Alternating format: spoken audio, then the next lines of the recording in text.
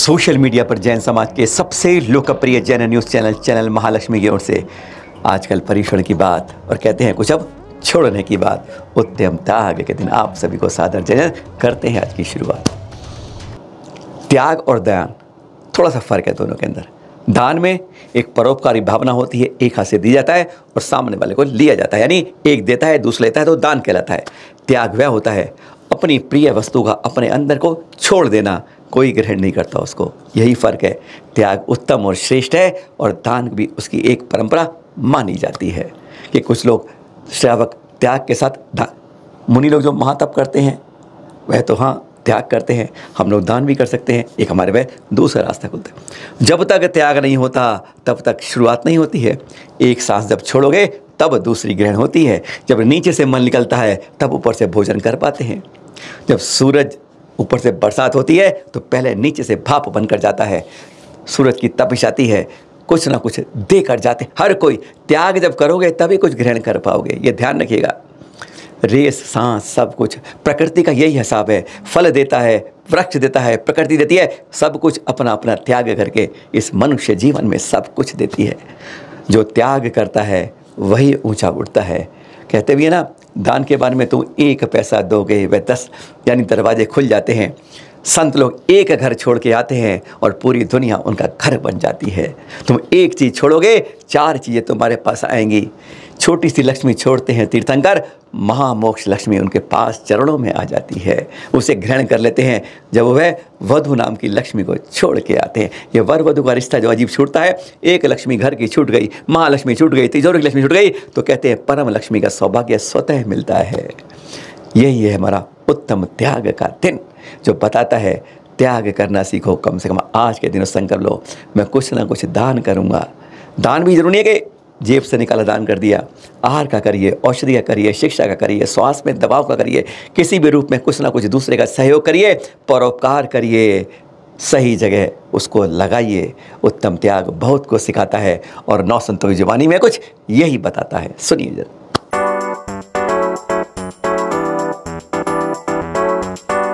साधु त्याग, साधुओं के लिए दान इत्यादि के माध्यम से, और जो कष्ट में है उसके लिए अनुकंपा के माध्यम से। कंप जाए कलेजा, मैं क्या कर सकता हूँ, कुछ दे सकता हूँ लेकिन वहाँ तक जा भी नहीं सकता, पहुँचा भी नहीं सकता। क्या कह रहे हो आप? नहीं, सबसे ज़्यादा महत्वपूर्ण क्षमता मनोवरगना के पास रहती है, ऐसा आगम का उल्लेख है। हम मन के माध्यम से ये समझे कि मैं क्या नहीं कर सकता, अभय दान दिया जाता है तो विश्व के कोने कोने तक वो तरंगे पहुंच जाती है।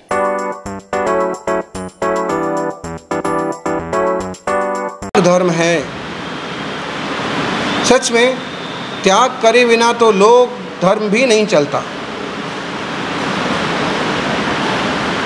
विकारों का त्याग करना, परिग्रह का त्याग करना, छोटे छोटे नियम लेकर के हिंसा, झूठ, चोरी आदि का त्याग करना, ये तो त्याग है ही। लेकिन 10 प्रकार के परिग्रह जो हैं उनका भी त्याग करना, ऐसे उत्तम त्याग धर्म में श्रावकों की दृष्टि से दान जोड़ दिया गया है कि आप दान करिए। आप गृहस्थ हैं, आप मुनियों की तरह सब कुछ तो नहीं छोड़ सकते हैं, लेकिन आप दान करिए, आहार दान करिए, औषधि दान करिए, शिक्षा दान करिए, वस्त्र दान करिए, पुस्तक दान करिए। किसी को कोई आवश्यकता है और उचित वस्तु है तो आप दान जरूर करें, ताकि औरों का जीवन स्तर भी ऊंचा उठे। और अनुग्रहार्थम स्वस्याति सर्गो दानम, जिससे अपना भी हित हो, दूसरों का भी हित हो, उसके लिए धन का त्याग करना, वस्तु का त्याग करना दान है। तो सर्वसंग त्याग करना उत्तम त्याग है। लेकिन श्रावक जन जीवन में दान की पद्धति को स्वीकार करें, इससे भी स्वपरोपकार होता है, हित होता है, कल्याण होता है।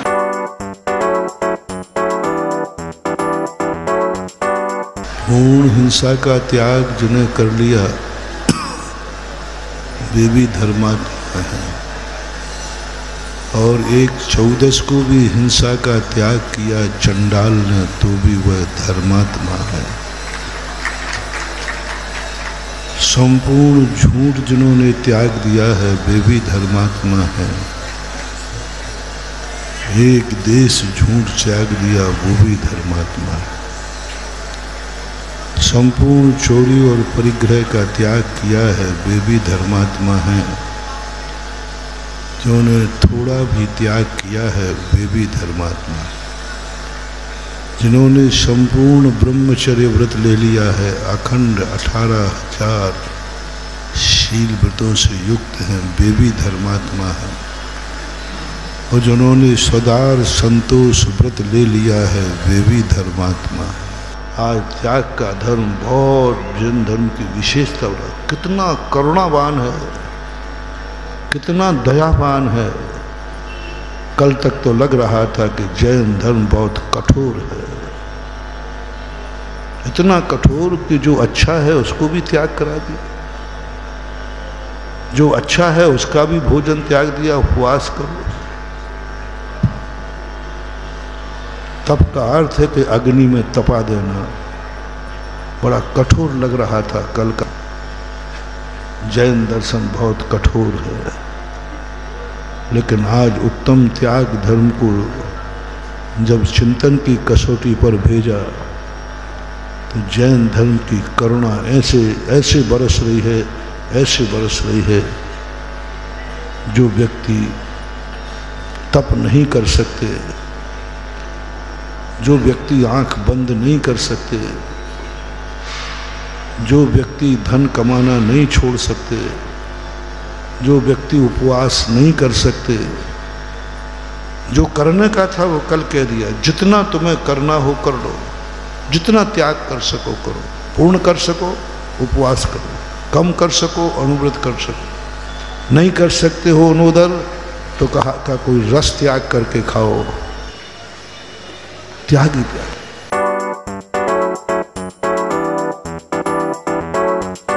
श्वास लें और बाहर न निकले तो घुटन होगी। भोजन करे और मल विसर्जन न हो तो पीड़ा होगी। जीवन में श्वास लेना जितना जरूरी है, श्वास छोड़ना भी उतना ही आवश्यक है। भोजन करना जितना आवश्यक है, मल विसर्जन भी उतना ही जरूरी है। प्रकृति का एक नियम है, अगर जोड़ा है तो छोड़ो। इसी से जीवन का संतुलन है। संग्रह के साथ त्याग, इसी में जीवन का संतुलन है। केवल संग्रह जीवन में उपद्रव उत्पन्न करता है, लेकिन संग्रह के साथ साथ त्याग की भावना जहां जुड़ती है वहां जीवन संतुलित होता है और हमारा पथ प्रशस्त होता है। आज त्याग धर्म का दिन है। त्याग की दो तरह से व्याख्या की गई है। एक व्याख्या है परिग्रह निर्वृत्ति त्याग है। परिग्रह को त्यागने का नाम त्याग है। ये साधकों के जीवन में संभव है, क्योंकि सर्वस्व का त्याग, आत्मा में डूबने के लिए सबका त्याग। लेकिन गृहस्थों के लिए सर्वस्व का त्याग संभव नहीं है। उनके लिए दान कहा, त्यागो दानम। दान तुम्हारा त्याग है। गृहस्थ का त्याग दान है। त्याग और दान में मौलिक अंतर है। त्याग अंश सर्वस्व का होता है और दान अंश का होता है। त्याग सर्वस्व का होता है, दान अंश का होता है। त्यागी होने के लिए सब त्यागना होता है। और दानी के लिए सब त्यागने का विधान नहीं है। अंश त्यागो, थोड़ा त्यागो, पर त्यागो। हाँ, एक बात ध्यान रखना, दान से त्याग ऊंचा है। इसीलिए हमारे देश में त्यागी की पूजा होती है और दानी की प्रशंसा। त्यागी ने तो अपना सर्वस्व अर्पित कर दिया। तुम त्यागियों के चरणों में हो, सर्वस्व अर्पित करने की जरूरत नहीं है, पर कुछ अंश तो अर्पण करो। यही दान है और इसे गृहस्थ का धर्म कहा गया।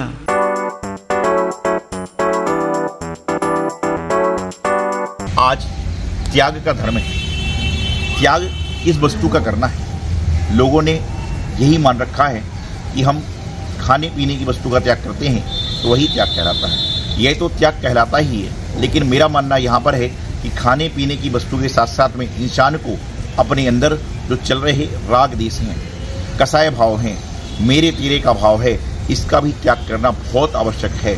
और यदि आप वस्तुओं के त्याग के साथ साथ में जो आपकी आत्मा को कलुषित कर रहे हैं, जो आपकी आत्मा को परेशान कर रहे हैं, जो आपकी आत्मा को समस्या में लाने वाले हैं, उन भावों का भी त्याग करोगे तो निश्चित रूप से आपका उत्तम त्याग धर्म सार्थक हो जाएगा। और जीवन में त्याग का तो बड़ा महत्व है। हर व्यक्ति त्याग करने का प्रयास करता है। आप थोड़ा सा त्याग करते हो तो आप मंदिर पहुंच जाते हो, आप थोड़ा सा त्याग करते हो तो ऑफिस पहुंच जाते हो। तो यदि संपूर्ण रूप से अच्छी चीज़ों का त्याग करोगे, जो आपके जीवन में विषय कसाय को बढ़ाने वाली वस्तु हैं, उनका त्याग करोगे तो आपका जीवन त्यागमय हो ही जाएगा और यही जीवन का सार बनेगा।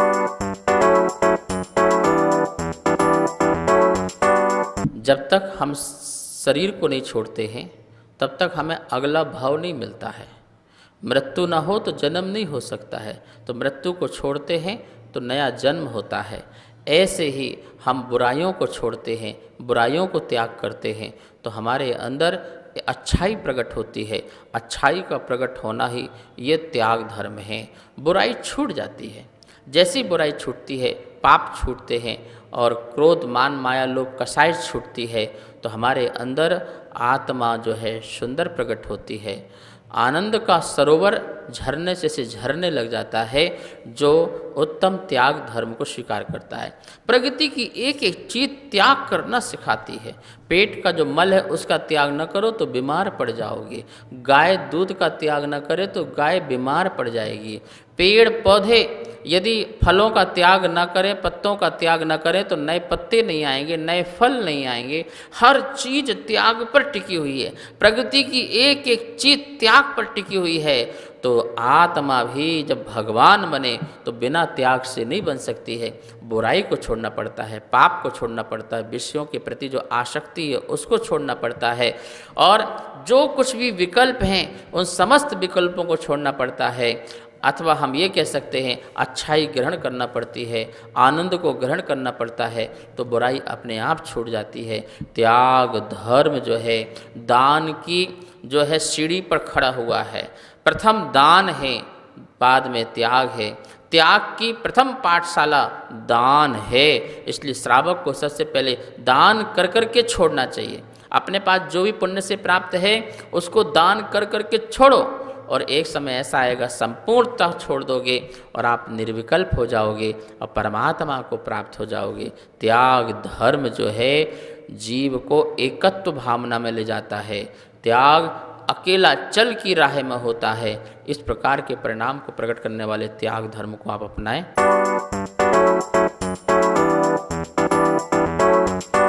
आपने मान लो आलू का त्याग नहीं किया या कोई भी भक्ष्य भी चीज है, मान लो आपने उसका त्याग नहीं किया लेकिन आप खाते नहीं हो। क्या समझ आ रहा है? आपने त्याग नहीं किया, हमारा आलू का त्याग नहीं, हमारा लहसुन का त्याग नहीं, प्याज का त्याग नहीं, या इससे भी जो गिरी हुई चीजें मांस मदिरा का त्याग नहीं कर सकते महाराज। हम मांस मदिरा का भी त्याग नहीं कर सकते, नहीं कर सकते।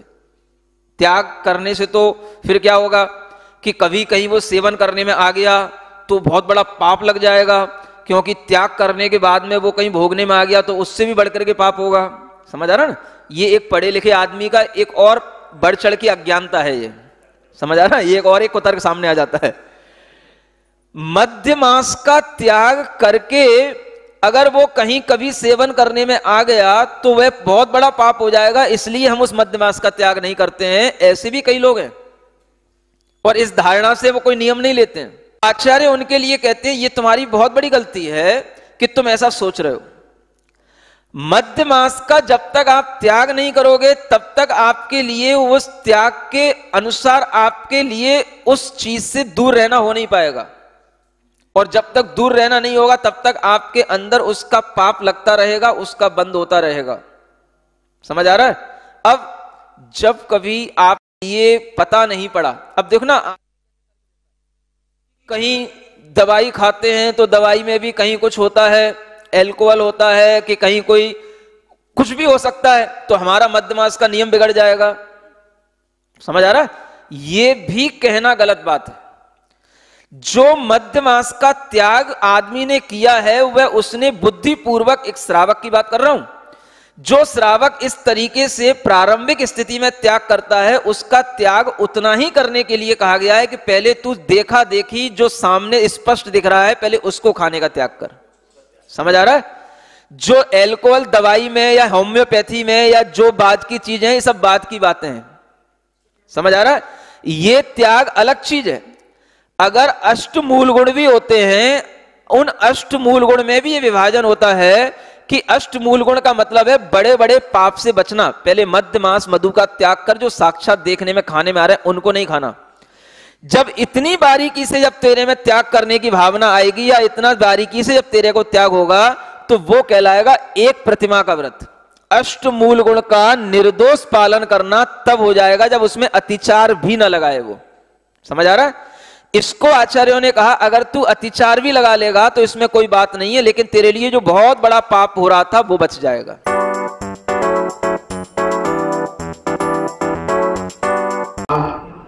एक अंतरंग ऊर्जा है।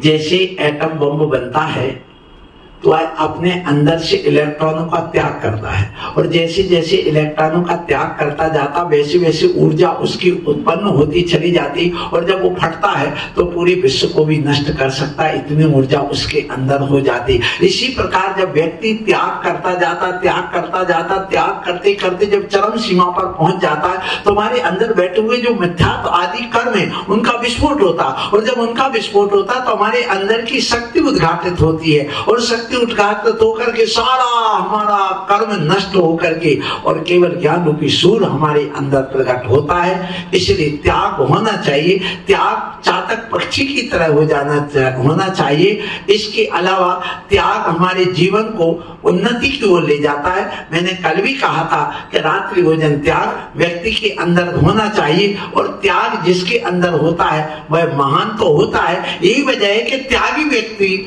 त्यागी वृत्ति सफेद वस्त्र पहनते हैं, क्योंकि जब आपने विज्ञान की भाषा में सुना हो कि जब सूर्य की किरण काले वस्त्र पर पड़ती है तो वो सारी अब्जॉर्ब कर लेता, रिफ्लेक्ट नहीं करता, और जब सफेद वस्त्र पर पड़ती है तो वो सारा रिफ्लेक्ट कर देता है, अपने पास कुछ भी नहीं रखता है। इसलिए त्यागी व्यक्ति के पास कुछ आ भी जाए, चाहे क्रोध हो मानो, तो वो रखता नहीं, उसको सब वापिस कर देता, अपने दिल में नहीं रखता है, और परिग्रह आ जाए उसको भी नहीं रखता, उसको भी वह त्याग देता है। इसलिए त्याग हमेशा हमारे लिए परमात्मा बनाता है, और संयम और त्याग जिसके जीवन में होता है वह एक ना एक दिन परमात्मा बनता है।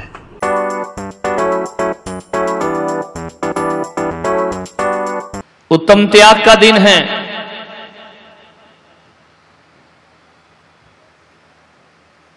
उत्तम त्याग कहे जग सारा, औषधि शास्त्र अभय आहार।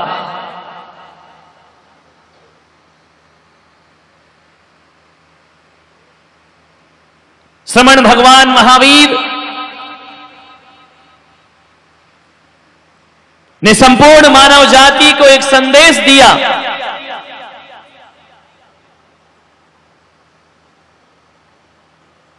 कि तीन चारों गतियों में सबसे ज्यादा परिग्रह और संचय कोई करता है तो मनुष्य गति में सबसे ज्यादा परिग्रह होता है। पशुओं का परिग्रह सीमित है, पेट भरने तक सीमित है, नरकों में परिग्रह है ही नहीं। देवों के पास सब देवो पुनीत है। सबसे ज्यादा परिग्रह कोई रखता है, मनुष्य गति में रखा जाता है। परिग्रह का सम्मान क्यों, जबकि वो तो पाप है। महावीर ने उसे सबसे बड़ा पाप बोला है, नरक गति का कारण बोला है। बताओ फिर परिग्रहियों को मालाएं क्यों पहनाई जाती हैं, परिग्रहों का सत्कार क्यों होता है? परिग्रहियों को, एक गरीब है तो पीछे है, अमीर है तो आगे है। तो महावीर कह रहे हैं इससे बड़ा पापी दुनिया में कोई दूसरा नहीं हो सकता है। ध्यान रखिए, परिग्रह पांचवा पाप है। तालियां मिलती हैं उसे, मालाएं मिलती हैं उसे, सम्मान मिलता है उसे, प्रशस्ति पत्र मिलते हैं, सम्मान पत्र लटकाए जाते हैं। परिग्रहियों ध्यान रखना, परिग्रह का इतना स्वागत क्यों? विचार करना है आपको। मालूम है, आप यदि एक परिग्रह की बात कर रहा हूं, परिग्रह का अर्थ है आवश्यकता से अधिक। जो तुम्हारा बैंक में पड़ा है वो परिग्रह है, जो घर में उपयोग हो रहा वो आवश्यकता है, जितना उपयोग है वो आवश्यकता है।